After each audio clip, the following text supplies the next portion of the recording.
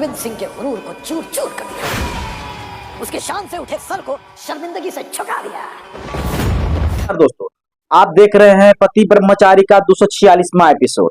245वां episode में आपने देखा कि किस तरह से गुलाब सिंह अपने ही पत्नी को मारने का प्रयत्न करता है और सारा इल्जाम जो है सो सूरज पे थोप देता है। लेकिन 246वां एपिसोड में आप देखेंगे कि सूरज अपने आप को निर्दोष साबित करने के लिए किस हद तक जाते हैं, यहाँ तक कि उनके दोस्त जो पुलिस में होते हैं वो उनका सपोर्ट करते हैं। लेकिन ट्विस्ट ये आता है कि क्या सूरज अपने आप को निर्दोष साबित कर पाएंगे? कई सारे प्रश्न इस बीच में खड़े होते हैं। मैं आगे बताऊंगा कि कैसे की स्थिति होती है।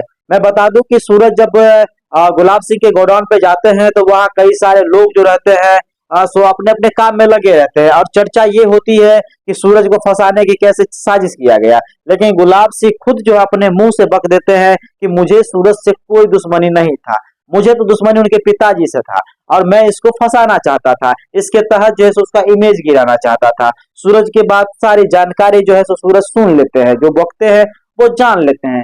लेकिन ट्विस्ट तब आता है कि गुलाब सिंह के हाथ पे अचानक से जो ब्लड गिरता है तो उनको लगता है कि आखिर मेरे हाथ में गिरा क्या है।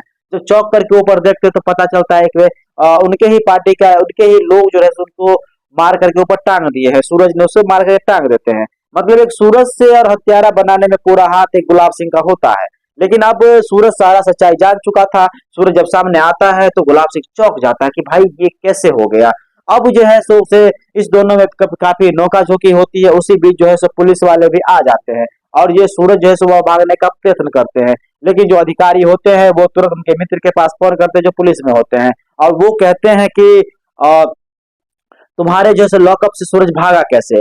फिर जो है सो उनके मित्र कहता है कि इस बार मैं नहीं छोड़ूंगा और जो है सो उसके लॉकअप में ही डाल करके रखूंगा। लेकिन ट्विस्ट ये आता है कि सूरज जो है अपनी पत्नी को जाकर के बताने का प्रयत्न करता है कि मैं कावेरी जी को नहीं मारा हूँ। लेकिन वो घर जाते हैं तो उनके परिवार वाले जो त्रिशा के होते हैं सो इनको भगाने का प्रयत्न करते हैं और पुलिस के हवाले करना चाहते हैं। लेकिन सूरज का एक ही ख्वाहिश होता है कि मैं अपनी पत्नी से मिलकर जाऊंगा। इसी बीच जो है उनकी पत्नी की एंट्री होती है। जब एंट्री होती है तो सूरज अपनी पत्नी को बताना चाहती है कि कावेरी जी मैंने अपने आपके मम्मी को यानी कि कावेरी जी को मैंने नहीं मारा हो, मैं निर्दोष हूँ। त्रिशा मानने को तैयार नहीं होती है, कह देती है कि दुनिया भी कह दे कि तुम हत्यारे नहीं हो लेकिन मैं मानूंगी तुम हत्यारा हो, तुम ही मेरी माँ का खून किए हो। अब मैं खामोखा अपने पिता पे जो है इल्जाम लगाता हूँ। लेकिन इस बीच में कई सारे प्रश्न ये खड़ा हो जाते हैं कि क्या सूरज अपने आप को साबित कर पाएंगे कि मैं निर्दोष हूँ और मैंने हत्या नहीं किया।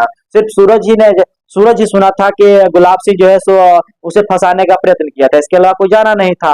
दूसरी ओर अगर जो सूरज मारता अगर अपनी पत्नी को वो कैसे साबित कर पाएगा कि मैंने कावेरी जी को नहीं मारा हूँ। और जो है इस बीच में कई सारे सस्पेंस बना करके रखे हैं।